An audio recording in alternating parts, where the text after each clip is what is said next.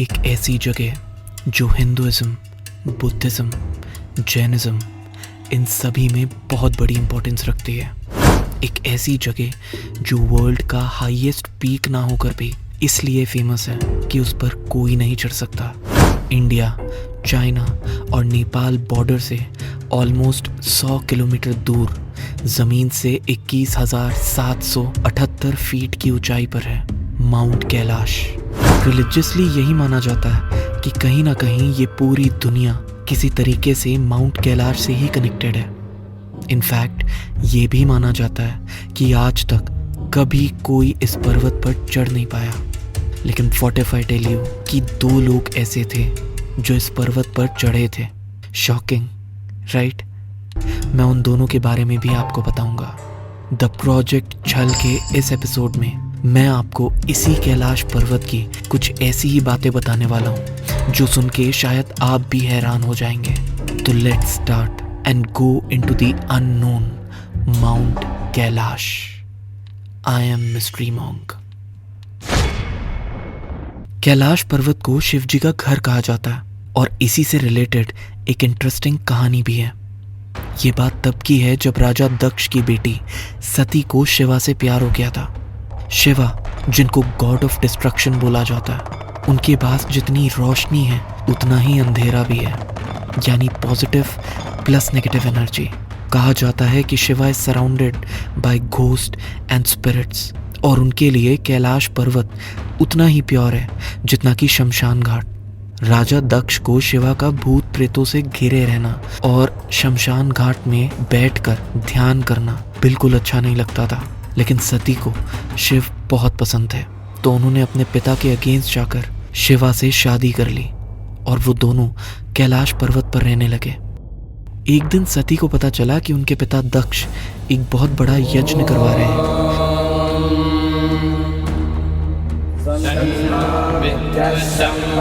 जहां सभी गॉड्स और गॉडेसेस को इनवाइट किया गया एक्सेप्ट शिवा।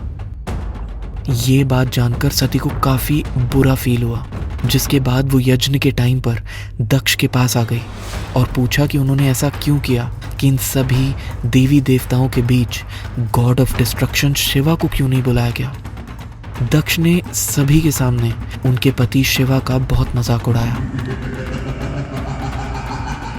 ये इंसल्ट सुनकर सती इतने गुस्से में आ गई कि उसी यज्ञ के बीच में कूदकर उन्होंने अपनी जान दे दी। अपनी पत्नी सती के मरने के बाद शिवा उदास और गुस्सा दोनों हो गए और उन्होंने उनका डांस ऑफ एंगर तांडव शुरू किया। उसके कुछ समय बाद वो पाताल लोक में जाकर बुरी आत्माओं के बीच ही रहने लगे, क्योंकि उनके लिए उनका पूरा जीवन खत्म हो चुका था। फिर एक दिन बाकी सभी गॉड्स ने शिवा को बताया कि उनकी सती का एक और जन्म होगा जिसमें उनका नाम पार्वती होगा। ये सुनने के बाद वो फाइनली वापस कैलाश पर्वत पर आए और पार्वती के पैदा होने का इंतजार करने लगे। पार्वती के बड़े होने पर शिव और पार्वती की शादी हुई। And then it is said कि आज हजारों सालों बाद भी शिव और पार्वती दोनों कैलाश पर्वत पर ही रहते हैं। पर फिर इस क्लेम का क्या कि आज तक इस पर्वत पर कोई नहीं चढ़ पाया। फिर अब मैं आपको बताता हूँ उन 2 लोगों के बारे में जो इस पर्वत पर चढ़े थे। इनमें से पहले थे युधिष्ठिर। ये बात है महाभारत की लड़ाई के बाद की। 4th सेंचुरी में कुरुक्षेत्र की लड़ाई जीतने के बाद काफी सालों तक हस्तिनापुर पर राज करने के बाद पांडव दिल से खुश नहीं थे। वो शांति और मोक्ष चाहते थे, जिसके लिए उन्होंने कैलाश पर्वत पर चढ़ने का डिसीजन लिया। ऐसा कहा जाता है कि कैलाश का रास्ता स्वर्ग का रास्ता है और इस पर्वत पर चढ़कर आप स्वर्ग जा सकते हैं। लेकिन जैसा कि हम सब जानते हैं कि स्वर्ग में हर कोई नहीं जा सकता, तो पांडव और द्रौपदी ये जानते थे कि कैलाश पर शिव रहते हैं और वहीं उनके मन को शांति मिलेगी और शायद स्वर्ग का रास्ता भी। पांडव और द्रौपदी सब एक साथ इस पहाड़ पर चढ़ने लगे। एक एक करके द्रौपदी और फिर 4 पांडव कम होते गए। वो या तो इतनी ऊंचाई से गिरते जाते या फिर बीच रास्ते में ही दम तोड़ देते। अंत में पांडवों में से सबसे बड़े भाई युधिष्ठिर ही कैलाश पर्वत पर चढ़ पाए।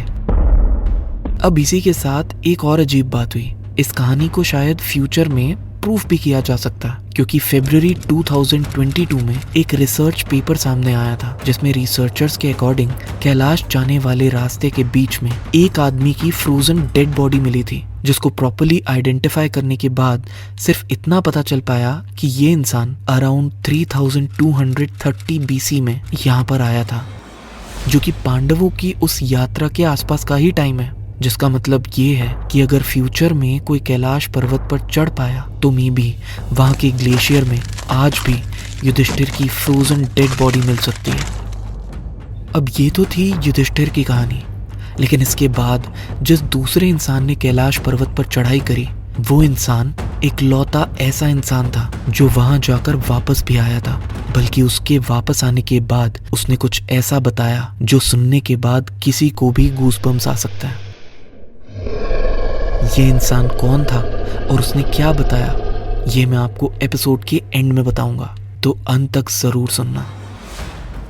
इस पर्वत पे एक पर्टिकुलर पॉइंट पे एक जगह आती है जिसको यम द्वार बोला जाता है, जिससे निकलने के बाद कभी भी किसी को पीछे मुड़कर नहीं देखना चाहिए, क्योंकि इस द्वार को पार करने का मतलब है गॉड ऑफ डेथ की परमिशन लेना आगे जाने के लिए। लेकिन अगर किसी ने पीछे मुड़कर देखा तो इसका मतलब है कि हम यमराज की डिसरिस्पेक्ट कर रहे हैं, जिसके कॉन्सिक्वेंसेस कभी भी अच्छे नहीं होते। ऐसी मान्यता है कि यहाँ आप अकेले कभी नहीं होते हैं, बल्कि गॉड ऑफ डेथ या यम या यमराज आपके साथ होते हैं, और इसीलिए शायद वो आपको कभी पर्वत के टॉप पर पहुंचने ही नहीं देते, क्योंकि इस युग में कोई भी इंसान शायद इतना प्योर नहीं है जो कैलाश पर्वत के टॉप पर पहुंच पाए।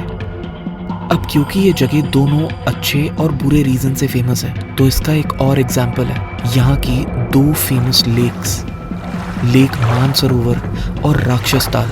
जहाँ लेक मानसरोवर को गॉड लेक या प्योर लेक माना गया है, वहीं राक्षस ताल को डीमंस लेक या राक्षसों की लेक माना गया है। इसके पीछे की कहानी रामायण के समय की है, जब एक बार रावण कैलाश पर्वत के पास अपनी पावर को शो ऑफ कर रहा था, जिससे गुस्सा होकर शिवजी ने उसके हाथ ऑलमोस्ट क्रश कर दिए। लेकिन रावण, जो कि शिवजी का बहुत बड़ा भक्त था, उनसे माफी मांगने के लिए उनकी तपस्या करने लग गया और एक एक करके अपने 10 सर काटने लगा। ऐसा माना जाता है कि जब उसका आखिरी सर बचा था, तब शिवजी ने उसकी तपस्या रुकवाकर उसको एक शक्तिशाली तलवार और एक वरदान दिया था, और उन 9 कटे हुए सरों के खून से ही राक्षस ताल बनी थी, जिसका पानी आज के समय में किसी भी इंसान को बहुत बीमार कर सकता है। अब हर चीज की तरह इसके भी 2 तरह के कारण बताए जाते हैं। पहला ये कि इस लेक में बहुत सी बुरी स्पिरिट्स का पेन और उनकी नेगेटिव एनर्जीज हैं, जो हमारी बॉडी को बहुत नुकसान पहुंचाने के लिए काफी हैं। और दूसरा साइंटिफिक रीजन, जिसके अकॉर्डिंग यहाँ के पानी में एक्सेसिव मिनरल्स और सॉल्ट हैं, जो ऑब्वियसली हमारी बॉडी के लिए अच्छे नहीं हैं। लेकिन वहीं दूसरी लेक मानसरोवर इतनी प्योर है कि यहाँ हर साल ऑलमोस्ट 20,000 लोग आते हैं, बल्कि ऐसा माना जाता है कि यहाँ इस लेक और पर्वत की परिक्रमा का एक चक्कर ऐसा है जैसे 12 घंटों की जगह 15 दिन निकल गए।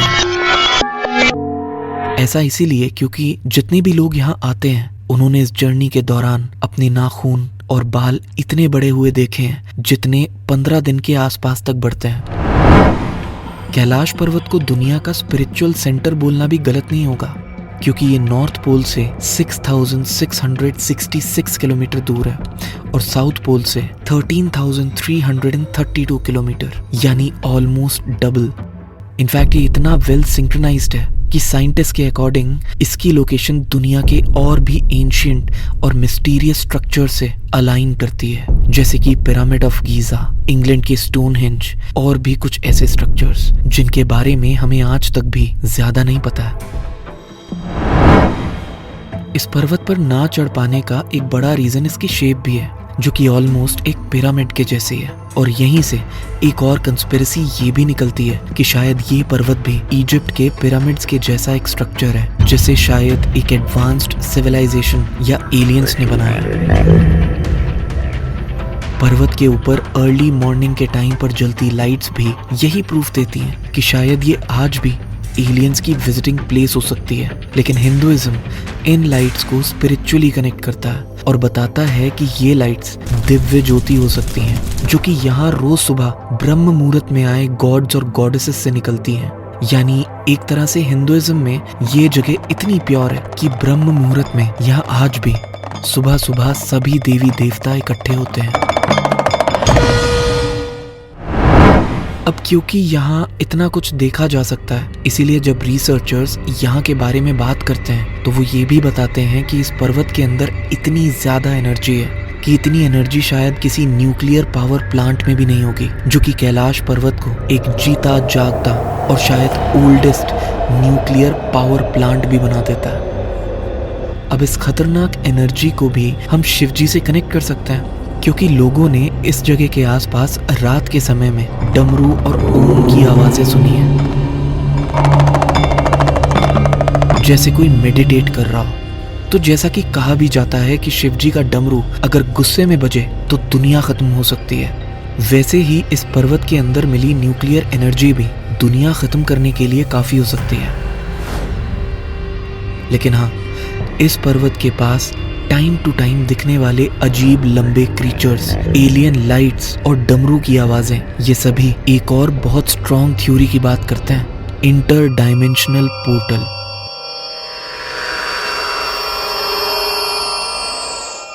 मतलब हो सकता है कि इस पर्वत के ऊपर कोई ऐसा पोर्टल हो जो स्वर्ग लोक, पाताल लोक और ना जाने कितने अलग अलग लोक या डायमेंशंस को आपस में यहीं से जोड़ता हो। इसीलिए यहाँ हर समय अलग अलग आवाजें, टाइम का जल्दी बीत जाना, इतना ज्यादा एनर्जी नोट होना, ये सब कुछ हो रहा है। और अब फाइनली मैं आपको बताता हूँ उस दूसरे इंसान के बारे में जो उस पर्वत पर चढ़ा था और वापस भी आया था। ये थे एक बुद्धिस्ट मॉन्क, मिलारेपा।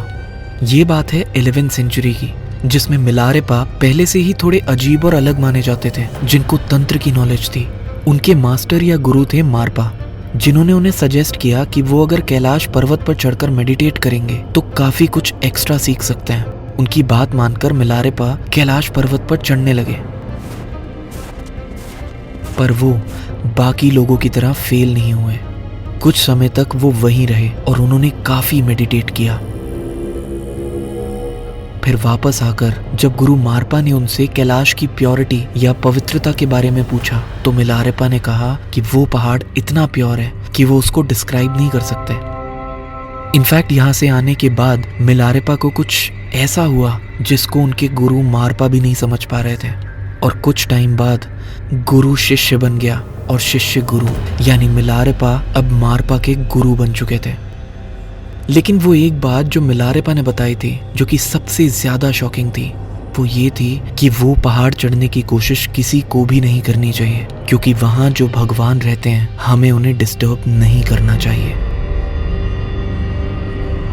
अब इस बात से हमें सिर्फ यही समझ में आता है कि वहां ऑलरेडी कोई रहता है, जिन्हें मिलारेपा ने देखा और भगवान का दर्जा भी दिया। यानी हो सकता है कि वहां आज भी भगवान शिव सच में रहते हों। ये थे कैलाश पर्वत के कुछ ऐसे सीक्रेट्स जो शायद हमें इस पर्वत की तरफ और भी ज्यादा अट्रैक्टेड फील कराते हैं। अब आप मुझे कमेंट्स में जरूर बताना कि क्या हो सकता है कैलाश पर्वत पर, और क्या हम ये मिस्ट्री कभी जान भी पाएंगे या नहीं। जल्दी मिलेंगे in the next episode of the project छल।